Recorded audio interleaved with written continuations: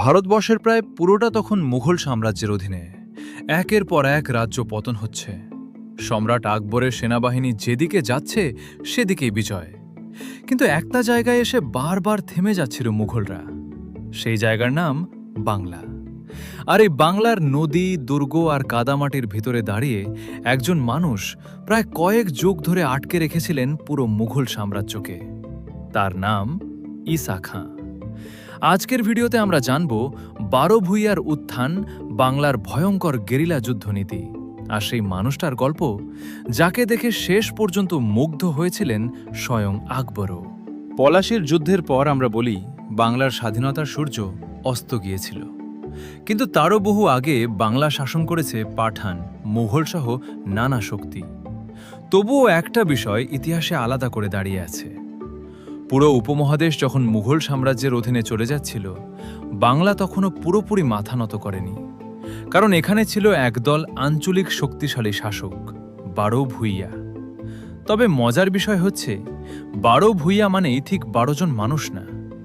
এটা ছিল মূলত বাংলার বিভিন্ন স্বাধীন বা আধা স্বাধীন জমিদার ও শাসকদের একটি শক্তিশালী জোট।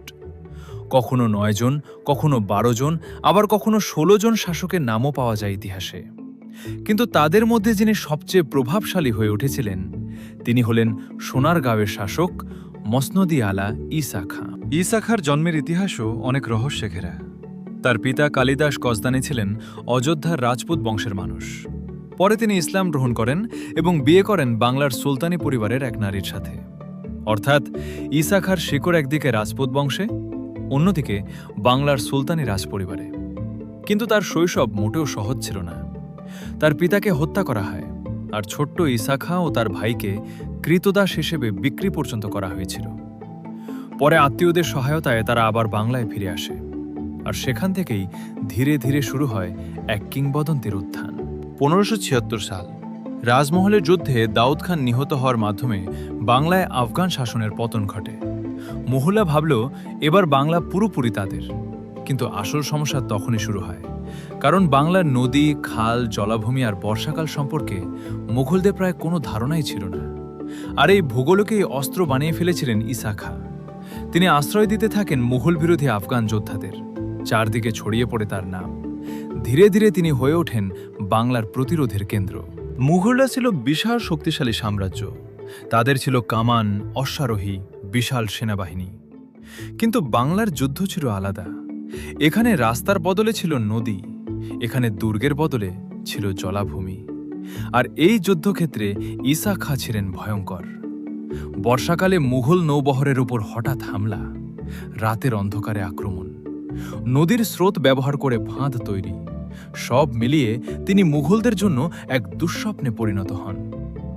অনেক সময় মুঘলরা যুদ্ধ জিতেও বাংলার ভিতরে টিকতে পারত না, কারণ সরবরাহ লাইন কেটে দেয়া হতো, চারদিক পানি দিয়ে ভাসিয়ে দেয়া হতো, আবার কোথা থেকে ছোট ছোট বাহিনী এসে হামলা চালাতো। এটা ছিল একদম আধুনিক গেরিলা যুদ্ধের মতো।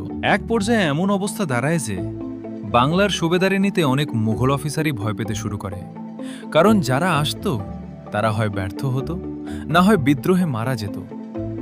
সম্রাট আকবর বুঝতে পারেন বাংলা শুধু আরেকটা প্রদেশ না, এটা এক ভয়ঙ্কর প্রতিরোধের অঞ্চল। আর সেই প্রতিরোধের কেন্দ্রবিন্দুতে ছিলেন ঈসা খাঁ। শেষ পর্যন্ত বাংলায় পাঠানো হয় রাজা মানসিংহকে। তিনি ছিলেন মুঘল সাম্রাজ্যের অন্যতম সেরা সেনাপতি। কিন্তু তিনিও বাংলায় এসে বুঝলেন এই যুদ্ধ সাধারণ যুদ্ধ না। এখানে শত্রু সামনে দাঁড়িয়ে যুদ্ধ করে না, এখানে নদীও শত্রু, বর্ষাও শত্রু। ঈসা খাঁ কখনো সরাসরি যুদ্ধ করতেন, আবার কখনো শত্রুকে দুর্বল করে অপেক্ষা করতেন। তার কৌশলের কারণে মুঘলদের একের পর এক অভিযান ব্যর্থ হতে থাকে। এমনকি মানসিংহ নিজের ২ ছেলেকেও হারান বাংলার অভিযানে। অবশেষে পরিস্থিতি বদলাতে শুরু করে। দীর্ঘ যুদ্ধের পর ঈসা খাঁ বুঝতে পারেন মুঘল সাম্রাজ্যকে পুরোপুরি থামিয়ে রাখা সম্ভব না। অন্যদিকে আকবরও বুঝেছিলেন এই মানুষটা সাধারণ কোনো জমিদার না। ঈসা খাঁকে দিল্লির দরবারে ডাকা হয়, কিন্তু আশ্চর্যের বিষয় তাকে অপমান করা হয়নি, বরং আকবর তার বীরত্বে মুগ্ধ হয়ে তাকে মসনদী আলা উপাধির স্বীকৃতি দেন এবং ২২ পরগনার জমিদারিও প্রদান করা হয়।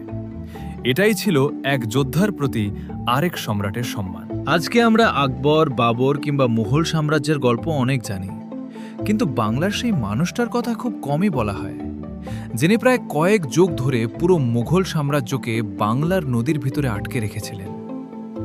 ঈসা খাঁ শুধু একজন জমিদার ছিলেন না, তিনি ছিলেন বাংলার প্রতিরোধের প্রতীক।